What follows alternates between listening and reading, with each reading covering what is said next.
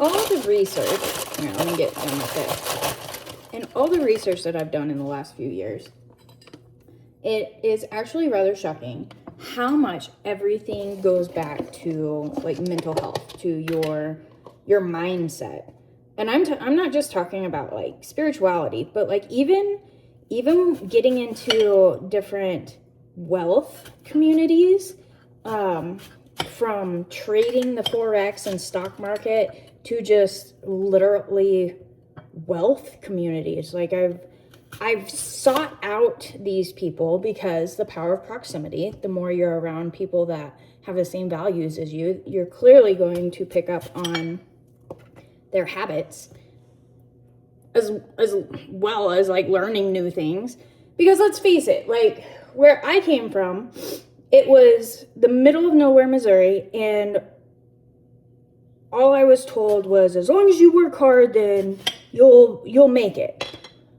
Okay, so this then going into me working 3 jobs when I first got my hair license, including working at the salon, to just the last decade of completely working my ass off and then completely burning out because it wasn't like the fulfillment of owning my own spot wasn't what I thought it was going to be. It wasn't, it was, you know, like they always say, it's not the goal, it's the process and who you become along the way. And so the fact that between the wealth community all being about mindset, when it comes to business communities all about mindset, being conscious, you know, not the positivity hype or the delusional phase. I mean, they both have, they both have their parts, right? Like they both are a part of the system. Like especially take myself for example of being so hemmed up on like the negative side of things, of always shooting for the worst and worrying and doubt and all this and that. So like, yeah, whenever you step into positivity and you train yourself to look for the optimist side, to find the good, then it's your attention, like your focus your energy goes where your focus goes. So it makes sense. Like that's a good portion of it.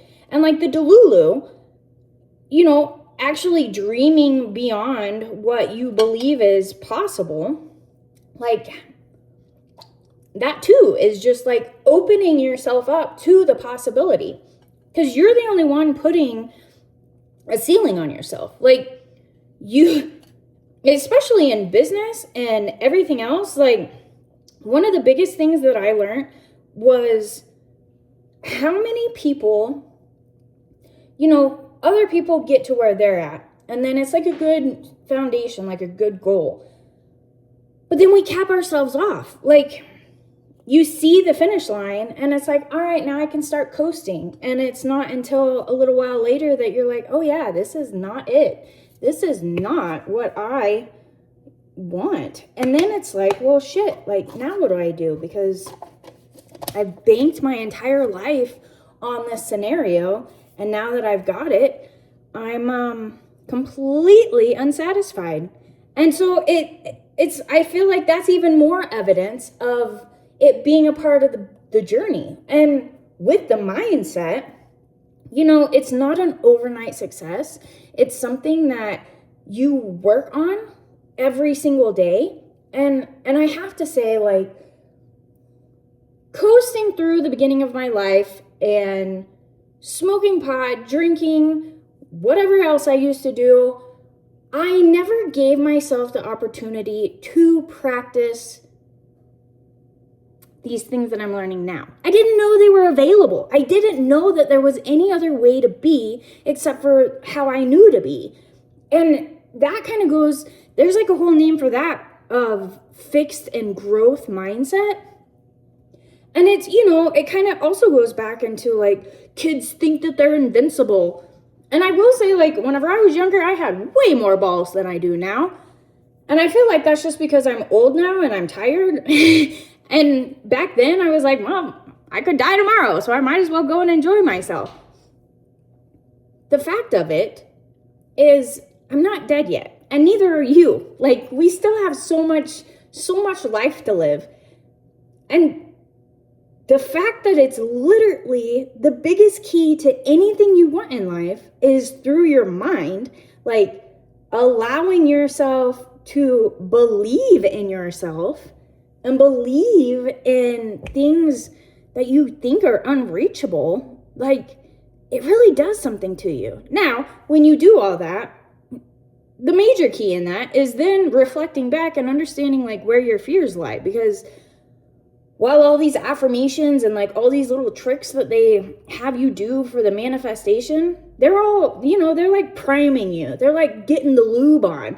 And the real penetration is whenever you get into those beliefs, like those worries, those doubts, and understand where they're coming from, but not fixating on them, understanding where they come from, so that whenever they do arise and you do become aware of them throughout your day, throughout whatever the hell you're doing, you're able to like, I see you, and we're going to move in this direction. And then you just reframe it, like you see it, you feel the hatefulness, the self-criticism, the worry, the doubt, all the reasons why you can't do it, all the excuses. And then once you start recognizing them, it becomes easier to recognize them. And then it's easier to like stop the madness instead of spiraling.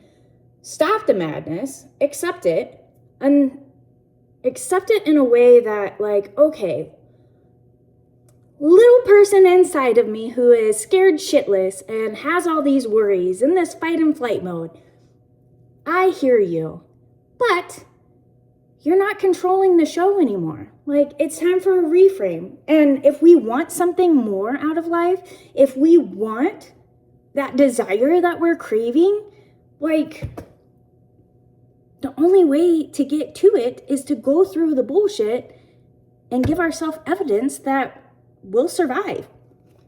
What's the worst that could happen? Honestly. And it's so much easier to say than it is to actually do. But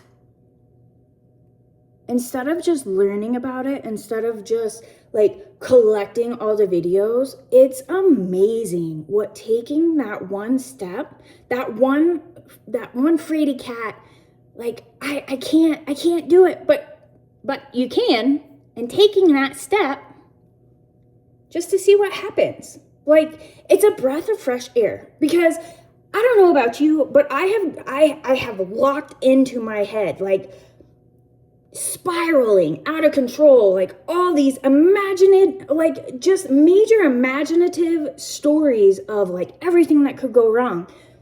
And it's interesting because with that, where your focus goes, your energy goes, like the same amount of energy that is being used for those worrisome, imaginative stories, like all those fears and those like reasons why I can't, that energy could be replaced into the opposite of like focusing on the solution, focusing on the how, focusing on how great it could be. It's like, if you took 2 cups of water and you poured the water in either one, like you're still going to have the same amount of water, but it's just where you're dumping it. Like that's the same thing with energy. And we have locked ourselves so much into this fear, which, I mean, there's lots of culprits to feed the fuel of the fear. So, I feel like that's kind of where the don't watch the news shenanigans come in. Pay attention to who your surrounding people are, because other people's ideas, I hate to say that the news is manipulative, but let's be real. Like, we're not getting the real story. They have an agenda. And it's not that you can even be like petrified of being around the wrong people. It's just getting to know yourself and trusting yourself that, okay, so like bad shit's happening. These people are talking shit. All this shit that I'm seeing as I scroll through. Guess what? You have the free will to either ingest it or just let it go. It's kind of like when you're trying to lose weight, but you go to the store and you just buy a shit ton of candy. Like that candy sitting in the house. All you can think about when you're on the other side of the room is, I could have one little bite. And then that one little bite turns into the whole bar or whatever. So if you just don't even bring the candy into the house, then you're not tempted to get into the candy. Kind of think of that in the same way with like your thoughts and what you allow to penetrate through your mind. I don't know why penetrate is the word today, but we are gonna get this down. It's all a choice. And while it may be uncomfortable because it's unfamiliar, it doesn't mean that it's not possible. Neuroplasticity.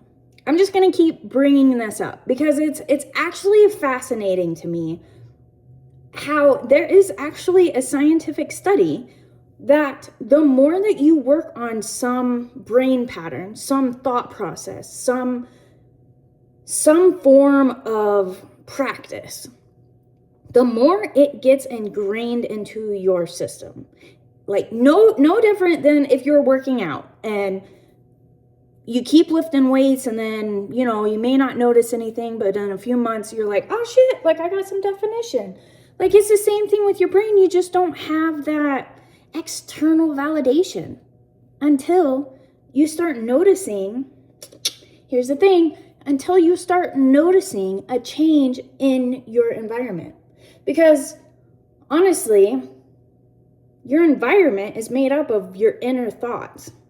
Like, there's so much to this, and it's so fascinating to me. It's honestly been a fixation of mine. And so, why not share the knowledge that I've learned? On that note, it takes time. And I think, that's what causes a lot of people to just kind of fall off the wagon.